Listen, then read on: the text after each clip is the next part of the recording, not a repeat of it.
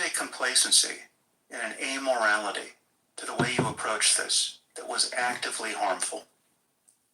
And all you people with Twitter files derangement syndrome, just how fair and balanced are things over there at X now? Is it the bastion of free speech you were hoping for? I think having a platform run by a manic billionaire who doesn't trust any of his own moderators to vet information, so he fires them, but trusts random conspiracists and lunatics, so he personally amplifies their lies to 200 million followers. You think this is progress? Do you think you'd feel the same way if a left-wing billionaire was boosting activist garbage to his 200 million followers every hour on the hour? Let me defend this for a minute. You know, I said I would finish this out with this asshole. There's no way, dude. Like, it's just, oh my god. Obviously, I'm not Elon Musk, but to the degree I can say I might be able to imagine what Elon Musk might be doing. If I have a thing that I would like to know, but I don't want to spend the time actually doing the research, I might take the platform that I bought and then, maybe also contributed to a little extra development of, where it has a crowdsourced truth mechanism and amplify the thing that I'm curious about so that I can get a community note or not. Well, this gets to something that is really important, right? Sam said that Elon doesn't correct his mistakes, and this is like inverse truth, right? I've watched Elon, and I've written about how he operates since at least 2016, probably longer than that. The man makes mistakes, all right, but his superpower is error correction. Like, literally, that is what he is superhuman at. Changing his mind and changing his tack at approaching all sorts of things. He will say something is the best thing in the world, and then if it doesn't work, they will just nix that whole approach, and they'll go with another one. He's done that. I mean, I can keep listing ways in which they've done this, but he operates in this sort of. I don't think he deliberately does this, but what he does is he says what he thinks, and he has tools there so that if what he thinks is wrong, he will get surfaced. So in effect, it's the same thing. And he's like, oh, well, so what if another billionaire, has he been on old Twitter? Does he remember what it was like over here with the blue check brigade? Us not being able to put in a word edgewise? What is he, this is completely detached. What is he talking about? Yeah, I honestly don't know what he's even on about really anymore, because he just seems to have 5 ideas that he repeats ad nauseum, and that's going to be the rest of his life. But the thing is that, when people were censoring, right, he's like, well, it's a private platform, bro, right? But here, he's like, well, Rogan didn't do it right, and that was not responsible. The magic word, responsible. Therefore, I can, put any requirement on you that I want to. And okay, so there is no principle. He will just talk out of both sides of his mouth and say Twitter can do whatever they want, but not Joe Rogan. Okay, all right, sure. And perhaps a note to journalists and scientists and writers and people with actual reputations to protect and lives to live. None of this gets any better until you all decide to leave X. You know it's a cesspool. You know it's harming our society. Most of you...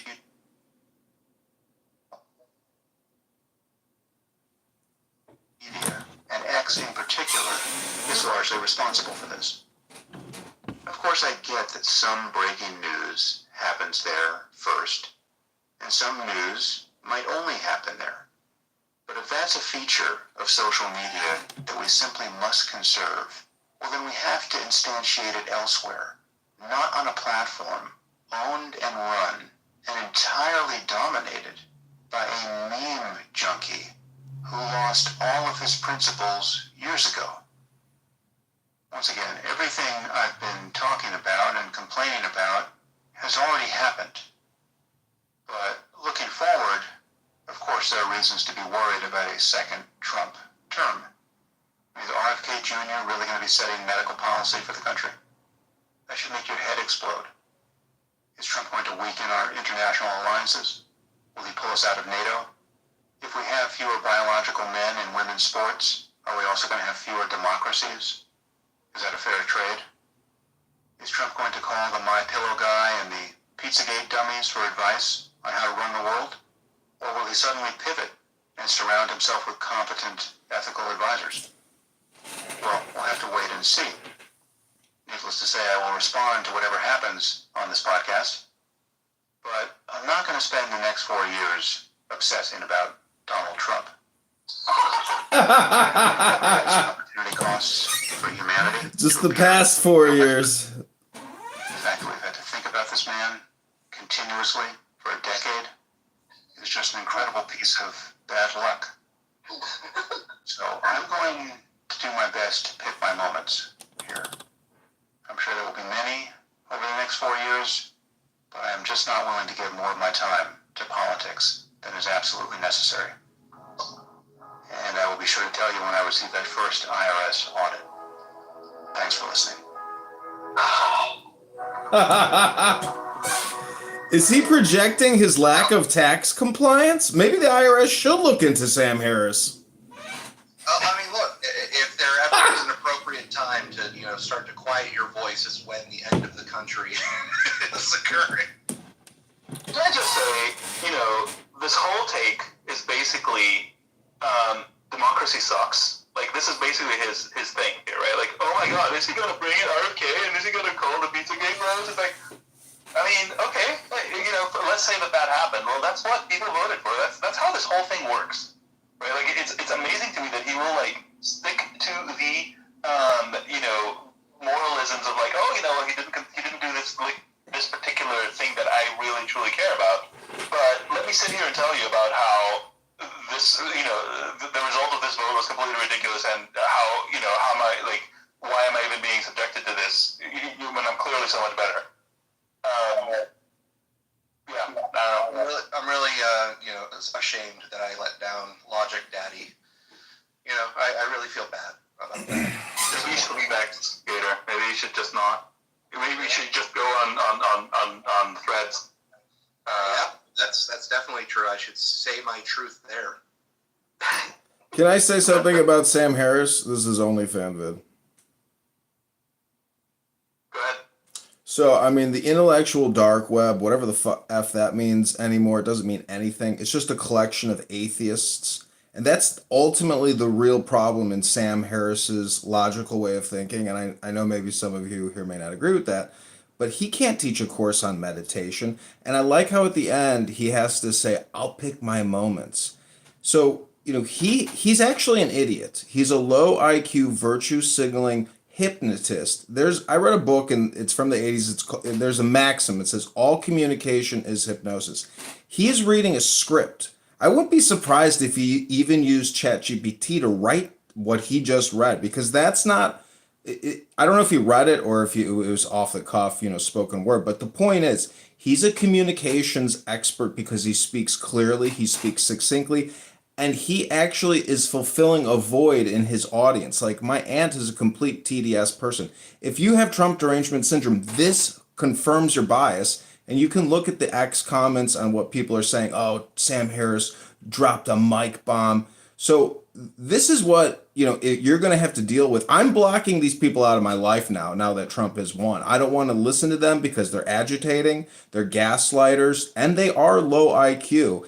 And they're just wasting your life and wasting your time. And I'm so glad you've roasted this little rat, because that's exactly what he is a little rat.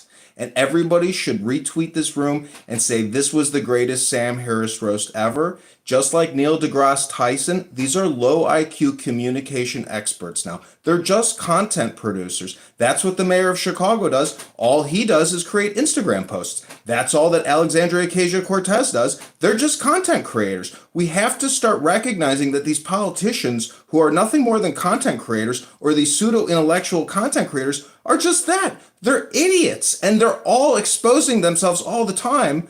And, anyways, this is the paradigm communication that we live in. So God bless you guys. I'm glad you guys did this. And, Sam Harris needs to be audited by the IRS. He probably projects. Did you hear all the projection he made in that?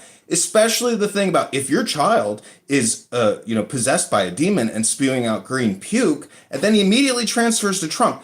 The point is, he didn't say anything specific at all. It's just virtue signaling communication propaganda. He's not the only one. It's just gonna happen for the next 4 years. Trump cannot be reactive to these people. He has to lead with great strength and courage and supersede this huge mainstream media Project Operation Mockingbird, which is now on X. It's everywhere, and the truth is out. And I'm pretty sure most people can see the truth for what it is: hypocrisy, bullshit, fraud, and lies. We have to cut the government. We have to cut the spending. We have to cut the taxes. We have to cut the regime change. And nobody wants to be vaccinated because that's a fucking scam. The whole past 4 years has been a huge fraud. Thank you. I'm complete. Not even Sam Harris wants to be that. He dropped out at the bivalent booster, I believe. Just FYI, he also thinks the CDC is politically compromised. That was his drop album. Yeah, I don't know, man. It's kind of disappointing, to be completely honest. I hope people got something out of it. It used to be harder to find, the chinks in the armor. But the one thing I'll say about what Sam attempted to do here, I used to be infuriated when I would come across things like this. And recently I'm trying to do something else, which is to say, well, if he had a better argument, he would have made it. This is not a matter of sort of him being unscrupulous. It's a matter of him being out of options. There is no better argument he can make. He's checkmated himself into a corner where there's nothing else he really can say. So he has to just endlessly drone on about how Trump didn't do the speech that I wanted him to do at the time that I wanted him to do it, and therefore it's disqualifying. But Kamala's never done anything disqualifying, and therefore that. It's like Gambler's Ruin, intellectual Gambler's Ruin, where you just you're so vested, you've invested so much in this path, and you can't turn back. So you just keep going forward. You keep gambling more, hoping you can go back. No, Rishi, Patrick has his hand raised. Patrick, what are you thinking? Yeah, I just wanted to sort of agree with Alexandros about it. It just seems like Sam Harris doesn't care about democracy. It seems like he's a technocrat, and he wants sort of top-down, epistocratic at best sort of management. And I think that's right, because if you really cared about democracy, right, you would think well, look, one thing Community Notes has done, for example, is sort of democratize information. And if you think things like the Condorcet jury theorem are good arguments for democracy, then you should think that a bunch of people who are better than chance at getting it right, acting independently, will converge on the truth. And that's a great thing. That's what's a good thing about democracy. Sam Harris seems not to give a shit about that. He seems to want to just get top-down sort of managerial dictums. And if we're going to have that, then why vote? Why bother? Just let them tell us what we ought to do, and we'll do it, and everything will be great. So, yeah, the sort of, it's ironic to me that the most sort of whingy people about we've got to save democracy are at their core sort of anti-democratic.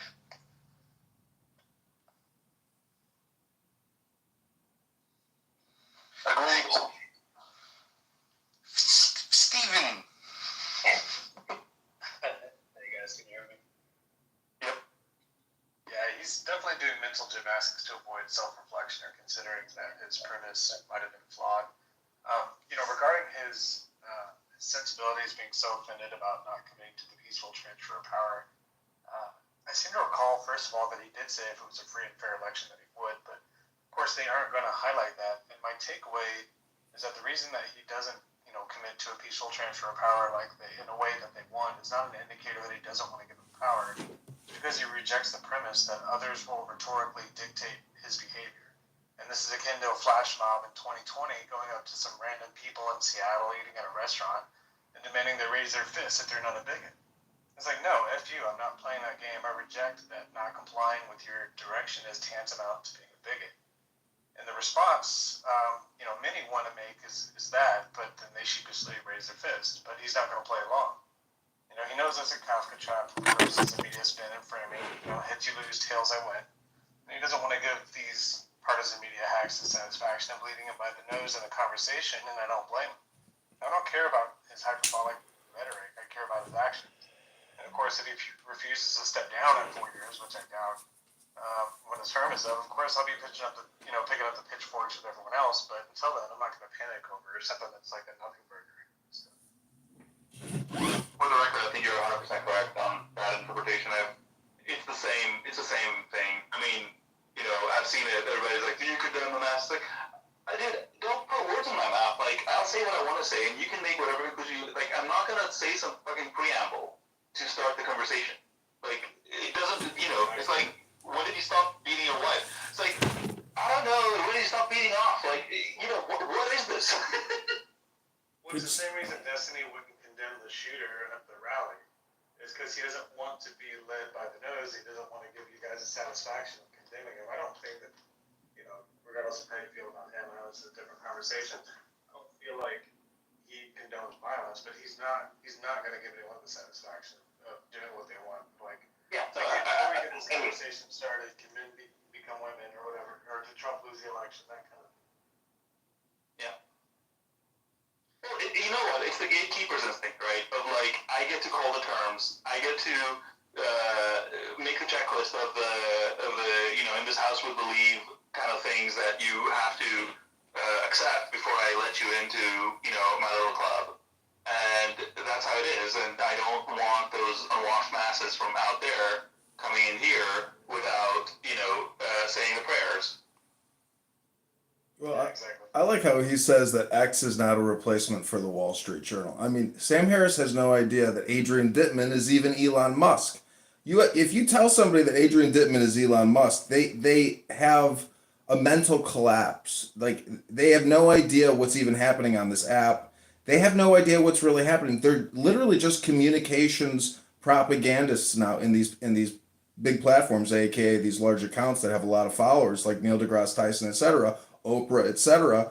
You know, the truth has broken free, and Trump is that truth. We are living in a deep state tyranny where these vaccines have killed a lot of people. And when you question Pfizer, Moderna on Google, you're labeled a medical misinformationist. If you were paralyzed and you create a YouTube video, they will delete it and say you are putting out medical misinformation that violates the World Health Organization and your local health authorities. We're living in a highly controlled censorship bubble. X is the only breakthrough platform because of Elon's financial sacrifice to liberate, and this bet has paid off huge for him. The contracts he will get out of the future government will more than satisfy him, I'm sure, but it's a patriotic thing he did, and for these pseudo-intellectuals to label him a manic, they are just angry that their control is being taken away from them, and they are liars and propagandists and very dangerous people, in my opinion. And Sam Harris does need to be audited by the Internal Revenue Service. If any revenue officers are listening to this, please execute this warrant on Sam Harris. Audit him. Audit Sam Harris. Audit all these fake pseudo-intellectuals that have ruined. They are the ones that are actually spreading stupidity. And everything they say is a projection. And it's just obvious at this point that all of this and all their communication is always projection of who they are, how they feel, and what they really think on the inside, which in German is Hintergedanken. These people are just frauds. All right, I largely agree with that, except for the necessarily weaponizing of the IRS. Let's just abolish the IRS and be done with it. Let's go to Tweeter Trash and then Stillaway. Hey! So he did it. I knew it. I knew Sam Harris was going to be a retard before this whole thing was done. Good Lord! Okay, here's the thing. Okay, so Sam Harris ran away from Twitter because he couldn't stand the fact that people were able to actually speak freely and might actually counter him with some kind of reasonable information that he would not be able to refute. So here's Sam Harris now, after we just won the 2024 election, saying that we don't care about election integrity anymore, that we don't think the election was stolen. No, that's bullshit. Trump won it way bigger, guaranteed, than what he did. That just because we showed up and showed out in enough force to actually put Trump over the top does not mean our elections are still are fine all of a sudden. They're not. And you can watch it all the different swing states right now. You can watch Kerry Lake in Arizona. You can watch all these different little races where all of a sudden the numbers are going way, way screwy because they're trying to screw with it. And for some reason, for the love of God, we actually got the trifecta today. We got the House, we've got the Senate majority, and we got the presidency. Now the only thing that they can do to block us is the Senate with the Senate leader, so we're going to watch that happen. That the people have zero control over. But anyway, no, I'm sorry, Sam. Any one of us who's not on a platform where we want to protect ourselves. Hi, Charlie Kirk. Yeah, guess what? Steve Bannon called you out, bro. Didn't want him to mention election integrity whatsoever on your YouTube channel. Yeah, dude, you did a lot of work, but guess what, buddy? It's still election integrity. Our elections are fogged. What's that? Oh, sorry. Our elections are still screwed up. Okay, so I posted a couple things, by the way, in Rolligator's post of this space, where even Behizzy, like immediately after the election was called, Behizzy tweets was all up on saying, "Yo, it's great, Trump won. Now let's dig in." I can't believe the fact that Kamala even seceded the next day, just to block that. They don't want us to look. There's enough Democrats out there who have questions, legitimate questions. They're looking at the numbers from 2020 and going, where'd 20 million Democrat voters go? Well, they didn't exist in the first place. Why don't we start looking at this from a position of power and strength, from the winning position now? Now it's time to actually open this whole thing up and start looking and say, we're not scared. We're not scared at all. Let's go ahead and have a look at our elections, because they ain't fixed. They ain't good. And next time around, if we don't get this fixed, we're going to get screwed again. Let's give the devil his due and say that much like the Democrats held abortion over the heads of their voters and did not fix the laws when they had the chance in the way that they wanted them, and then this whole thing ended up going back to the states. The Republicans have everything now. Hopefully they'll lock up every sort of branch. So at that point, they have no excuse to not put in some real reform in how voting works and getting this problem solved. And if they don't, well, then we have to say, I guess, give Sam his due and say, yeah, they either don't care or they feel they can twist the issue in their benefit or whatever it is. Just try running yourself. I have run for office, and when you run and you actually interact with the election commission as well as the Republican Party, you will realize that the whole system is totally fugazi. From the contractors like Dominion and Alex Soros to the Republican and the Democrat parties. In Chicago, where I live, the election commission, it operates off of fraudulent principles. The databases are totally corrupted. There's so much ghost voting, it's unbelievable.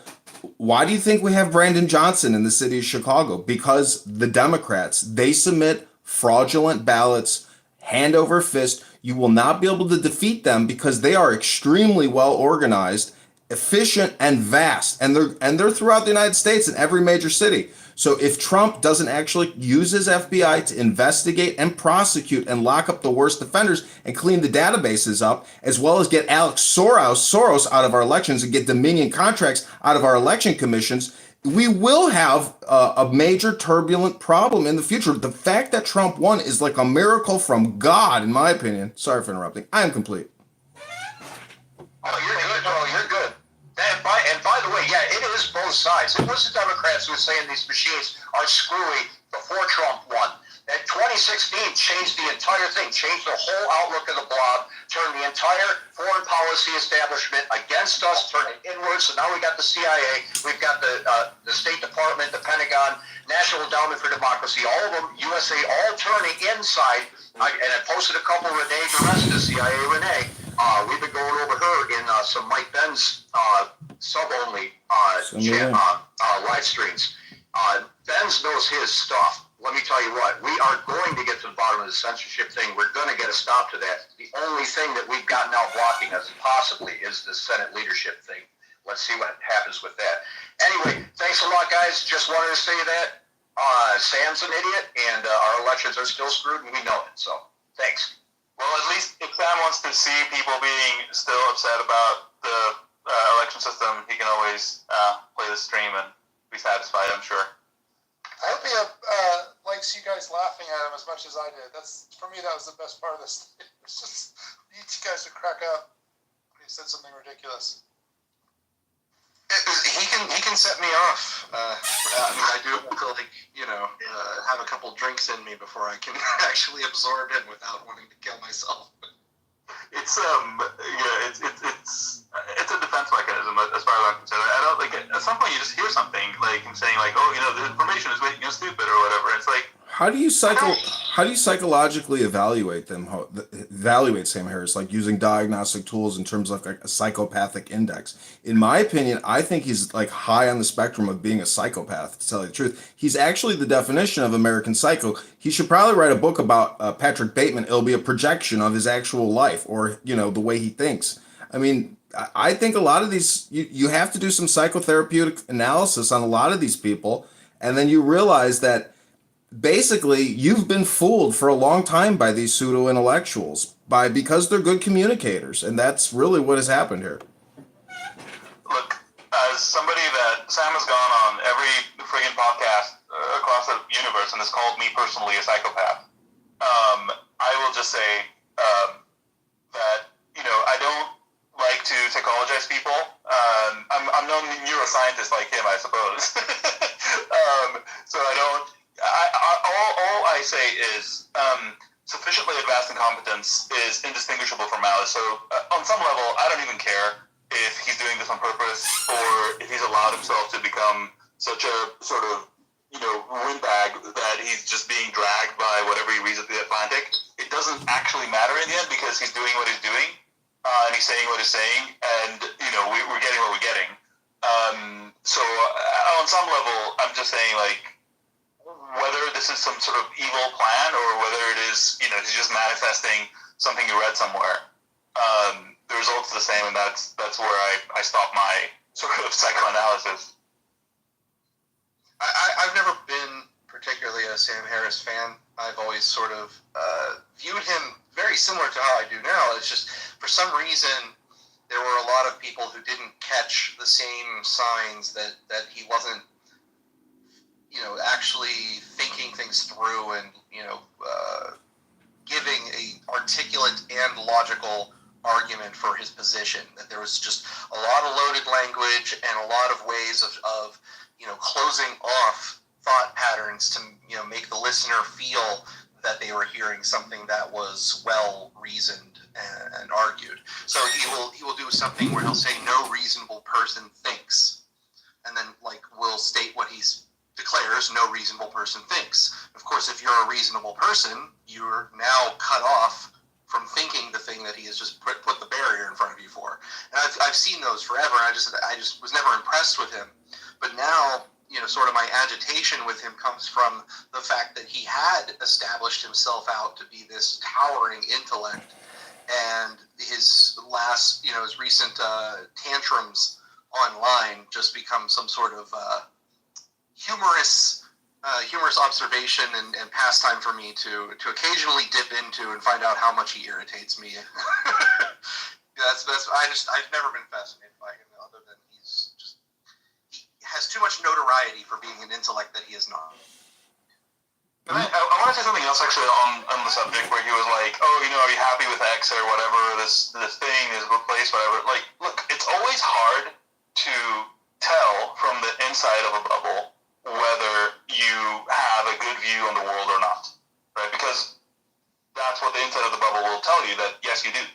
But I will tell you that I had committed to myself, because the election looked to me like it was going to be a blowout for Trump.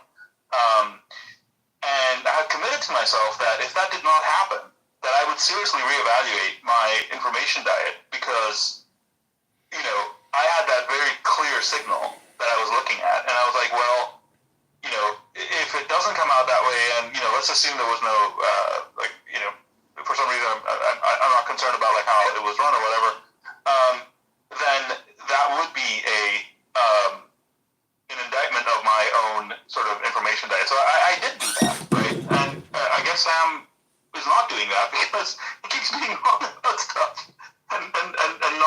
humiliating, Amber. But I do want to say that, like, no, this is a good platform because, warts and all, I had a very, very clear sense of what I was expecting to happen, and it happened. So, I mean, I don't know what else I can, this is the science, right, that he keeps talking about. This is it. There's no secret other thing, like that is like true science. I don't have to wear a lab coat to do the whole hypothesis experiment, observation, whatever.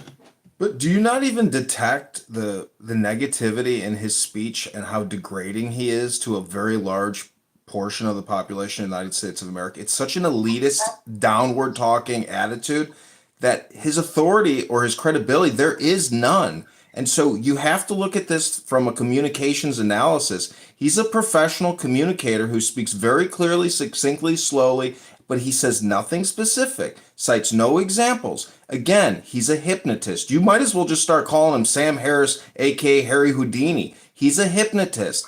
That's all he is. I don't disagree necessarily with that perspective. I just don't know if it's the one that I would present as the most useful interpretation. It's fine. But the things that you stated sort of have echoes in what I presented, where yes, it is demeaning and it is elitist, but it is also not. It is not necessarily intended to have the outside audience, the outgroup, hear it. So by being demeaning and by being pretentious and condescending to us listeners, he is reinforcing the beliefs of the in-group crowd who is paying him monthly to hear these ideas. He is just patting them on the back and saying, like, you guys are the smart ones because you're with me. And yeah, you can say that that's like sort of the hypnotism part, but Can I? I want to tell. I like this Harry Houdini thing. I want to tell all of you an experiment you can do yourself to see one of the tricks that Sam pulls, and it's not unique to him. There's other creators on YouTube that do it. But if you go on any of his podcasts, including the last one, and you look at the comments, there's 3 ways you can sort them. It's like top, members, and newest. If you scroll through the top, they're all generally positive or, neutral to positive. If you scroll through the newest, they're at least 50%, sometimes more, negative, right? So what's happening is he has active moderation. So that when you click on comments, it's always set on top, and you see that the people that are commenting and are agreeing with him, if you don't know what I just told you, to do this toggling between top and newest, you wouldn't know that there's a lot of negative comments that go there that never make it to the default comment screen that you'll see under his video. So there's a sense of like, oh, these people are agreeing with Sam. Like, for me, it was so puzzling. I was like, this guy just like went down like one of the dumbest rants I've ever heard. And the comments are like, thank you, Sam. We love you, Sam. Like, a lot of like very non-specific stuff. And I was like, no, is nobody seeing this? And then you go to newest, and it's all there. I don't know. I think it's fascinating for him to then complain about how X is. Well, he's a censor. Listen, censorship is even happening on this app. I mean, Adrian Dittman is Elon Musk. If you guys aren't hip to be square, and the fact is, I don't agree with you. I disagree on that. that is not a conspiracy. And the fact is, he roasted Neil deGrasse Tyson, and for a whole episode of the conversation, it was hilarious. It is the exact same thing as this room. These fakes and these frauds are nothing but hypnotists, neurolinguistic programmers, and like you said, they play to their audience because they're getting paid to do it. They are character actors, they're non-playable characters, they're low IQ schmucks, and we should all continue to roast these pseudo-intellectuals who want to gaslight you and ruin your experience. Thank you very much for listening. I am complete. All right, Gator. What's next the balls in your court? What do we do? Well, this has been almost 3 hours long. I think that we're hitting the end of my ability to want to continue this particular stream. Of course, we can always do something similar in the future. I think I want to let one more person who's been waiting patiently in the request to speak come up, and we'll close it out with their thoughts. Okay, Right. so let's give them a couple seconds to get up here after me approving them.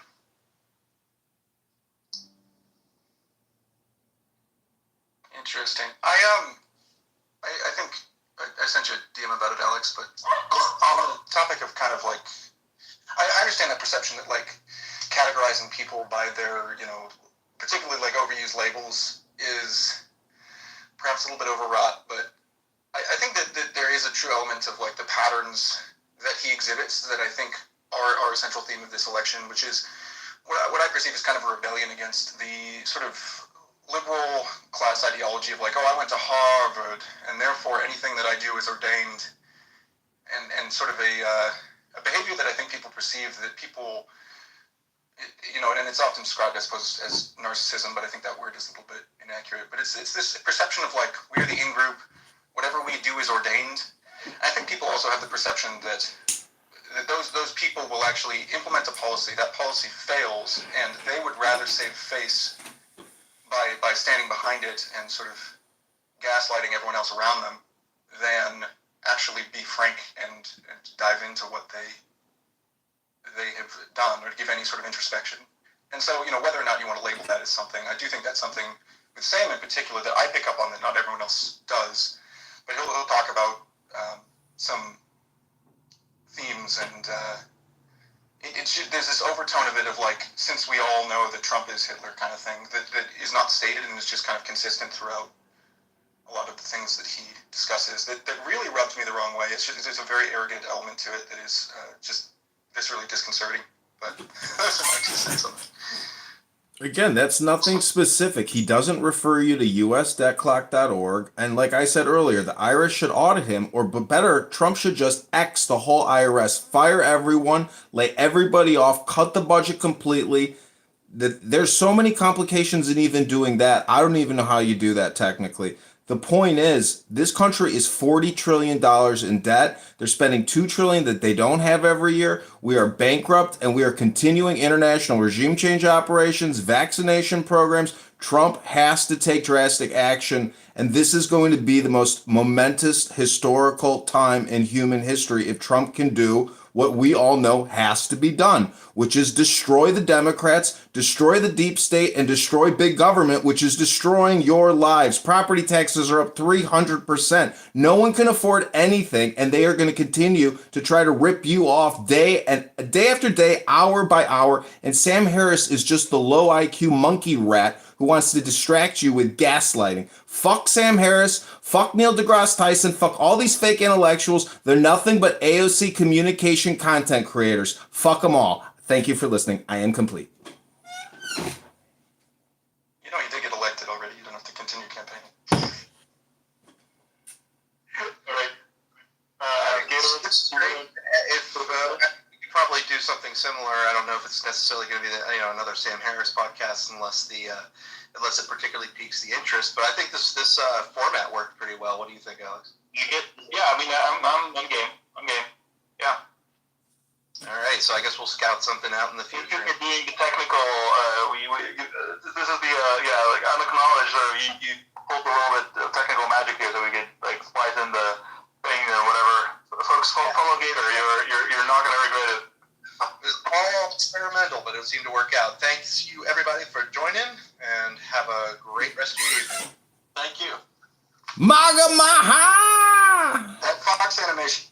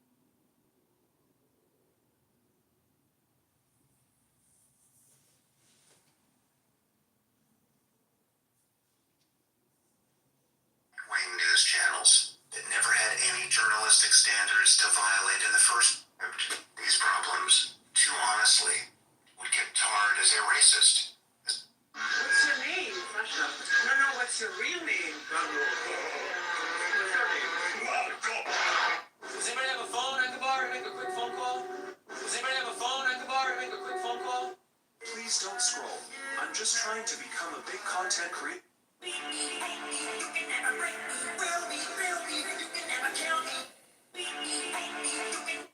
don't scroll.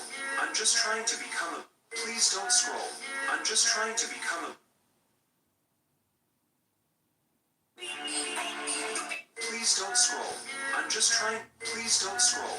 I'm just. Soccer fans around in Amsterdam? Yeah.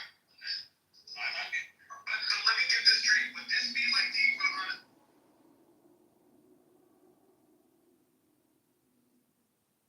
Does anybody have a phone? Please don't scroll. Please don't scroll. Please don't scroll. Please don't scroll. Please don't scroll. Please don't scroll. Please don't scroll. Rome, oh, it is useless to close the. I remain true to city air to do great work.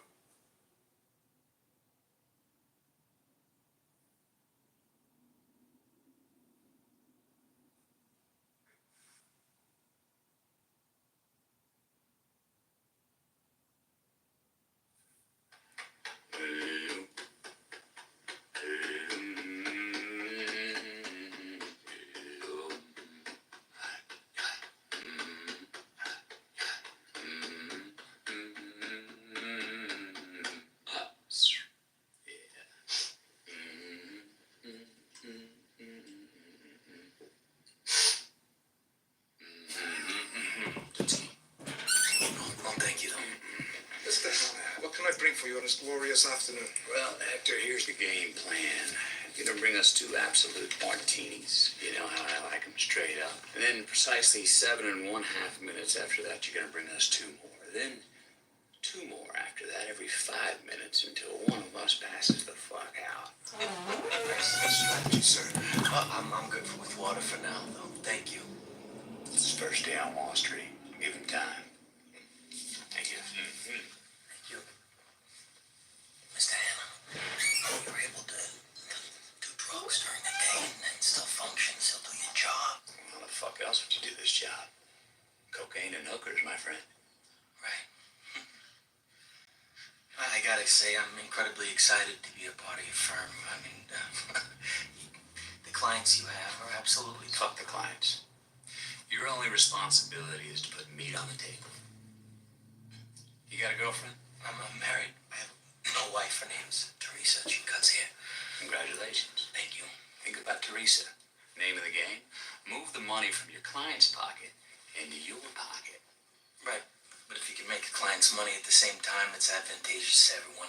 Correct? No. Number 1 rule of Wall Street. Nobody, I don't care if you're Warren Buffett or if you're Jimmy Buffett, nobody knows if the stock is going to go up, down, sideways, or in fucking circles. Least of all stockbrokers. Right? It's all a fugazi. You know what a fugazi is? Fugazi. It's fake. Yeah, fugazi. It's a wazi, it's a woozy, it's a fairy dust. It doesn't exist. It's never landed. It is no matter. It's not on the elemental chart. It's not fucking real. Right? Right. Stay with me. Mm-hmm. We don't create shit. We don't build anything. So if you got a client who bought stock at 8 and it now sits at 16 and he's all fucking happy, he wants to cash in, liquidate, take his fucking money and run home, you don't let him do that. Okay? Because that would make it real. Right. Now, what do? You get another brilliant idea. A special idea. Another situation. Another stock to reinvest his earnings and then some. And he will every single time because they're fucking addicted. And then you just keep doing this again and again and again. Meanwhile, he thinks he's getting shit rich, which he is on paper. But you and me, the brokers, we're taking home cold hard cash via commission, motherfucker. Right. That's incredible, sir. Can't tell you how excited I am. There should be. There's 2 keys to success in the broker business. First of all, you gotta stay relaxed. Yeah. You jerk off. Do I jerk off? Yeah. Yeah, I jerk off, yeah. How many times a week? Like, three, four times, maybe. I gotta pump those numbers up. Those are rookie numbers in this racket. I myself, I jerk off at least twice a day. Wow. Once in the morning, right after I work out, and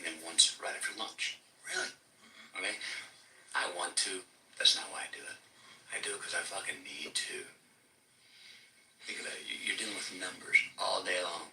Decimal points, high frequencies, bang, bang, bang. Fucking digits. All very acidic, above the shoulders, mustard shit. Right? It kind of wigs some people out. Right? You gotta feed the geese to keep the blood flowing. And keep the rhythm below the belt. This is not a tip, this is a prescription, trust me.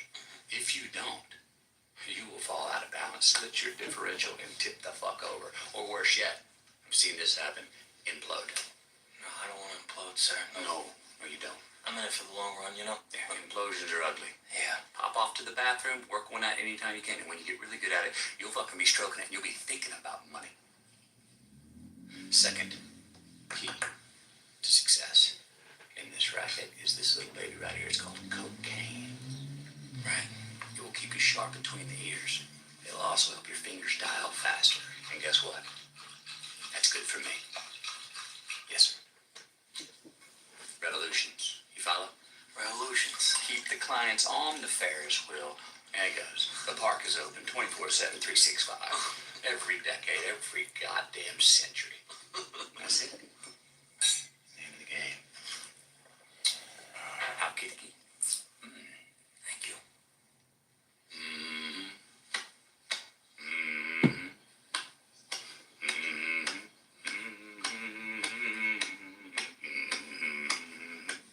Come on.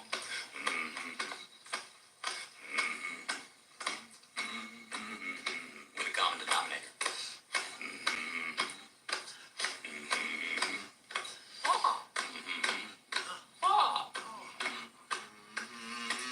Keep it up on me. CEO. How the money comes in, the parade comes to town. Going down Broadway is a one-way street. Whichever way I go.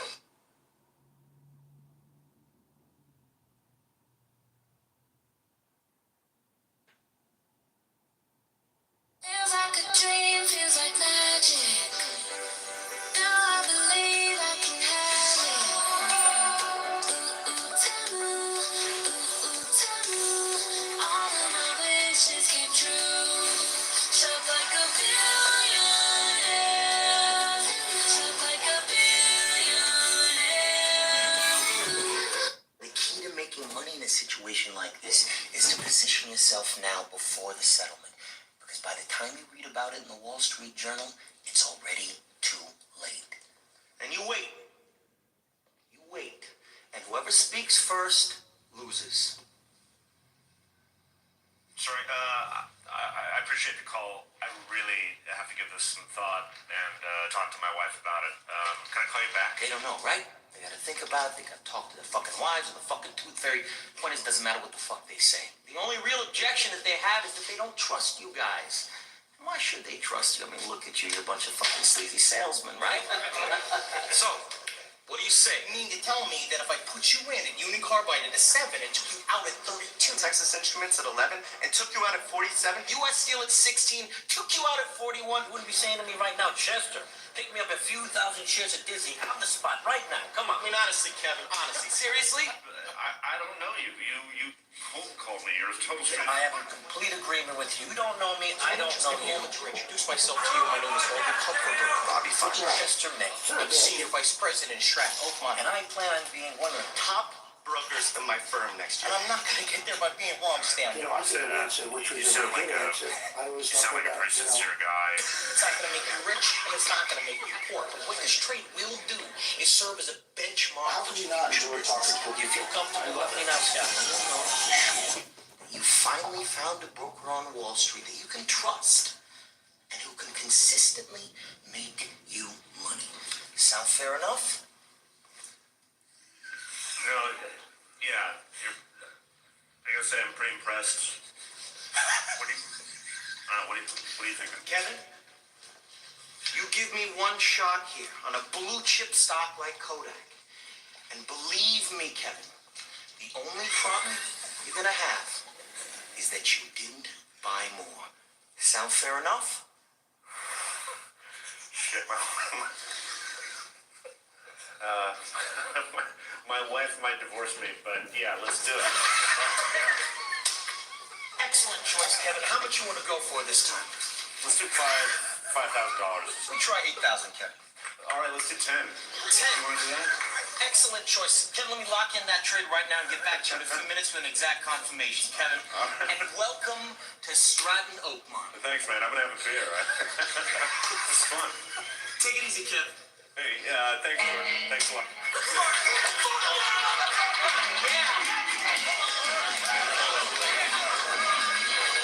I'm a fucking idiot. The one thing I know about in this world is airlines.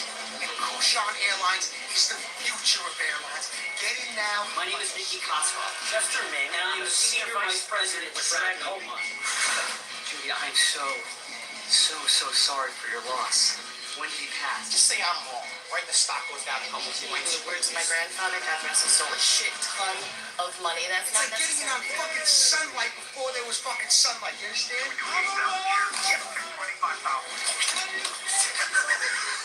That was a very intelligent decision. I'm going to transfer you to my sales associate. Rhonda! I'm gonna put you through to Andrea. Has anybody fucking seen Rhonda?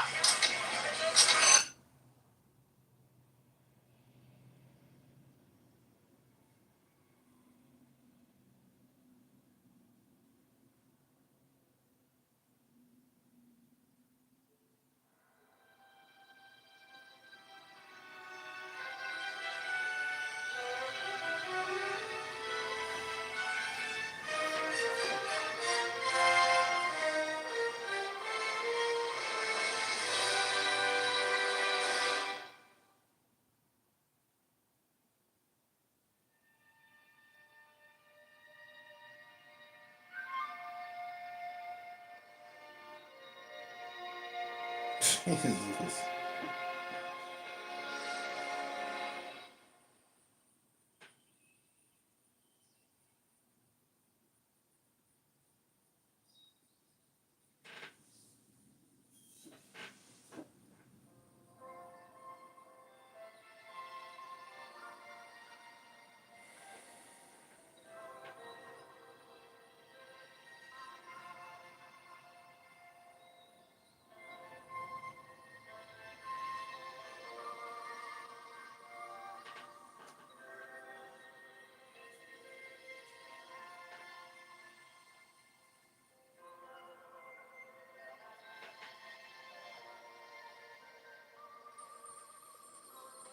Hey, Frank.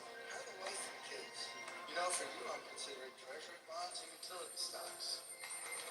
Smoke? In the late 70s, banking wasn't a job you went into to make large sums of money. It was a snooze. Oh, but those bets. Filled with losers, like selling insurance or accounting. And if banking was boring, then the bond department at the bank was straight up comatose. We all know about bonds. You give them to your snot-nosed kid when he turns 15. Maybe when he's 30, he makes $100. Boring. That is until Louis Ranieri came on the scene and Solomon Brothers.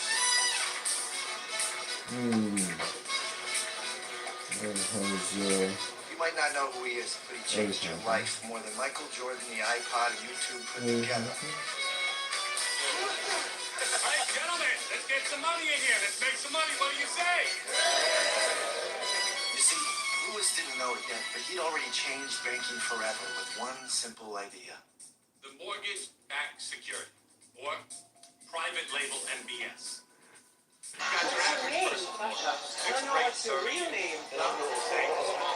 Right? These problems, too honestly, When you have thousands of them all bundled together, suddenly the yield goes up, but the risk is still small because Please don't scroll. who the hell doesn't pay their mortgage? What exactly is the credit rating on this bond? This bond, gentlemen, is triple A rated.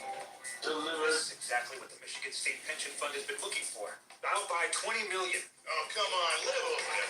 The money came raining down. For the first time, the banker went from the country club to the strip club. Pretty soon, stocks and savings were almost consequential. 50, 100, 200 million in mortgage bonds and dozens of other securities a year. And America barely noticed as its number one industry became boring old banking. And then one day, almost 30 years later in 2008, it all came crashing down.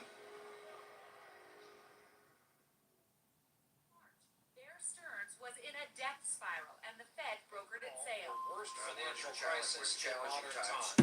Certainly the largest financial disaster in decades in this country, and perhaps the end of an era in American business. In the end, Louis Ranieri's mortgage-backed security mutated into a monstrosity that collapsed the whole world economy. Wow. And none of the experts or leaders or talking heads had a clue it was coming. I'm guessing most of you still don't really know what happened. Yeah, you got a soundbite you repeat so you don't sound dumb, but come on. Our financial institutions are strong. But there were some who saw it coming. While the whole world was having a big old party, a few outsiders and weirdos saw what no one else could. Not me. I'm not a weirdo. I'm pretty cool, but we'll meet again later. These outsiders saw the giant lie at the heart of the economy, and they saw it by doing something the rest of the suckers never thought to do.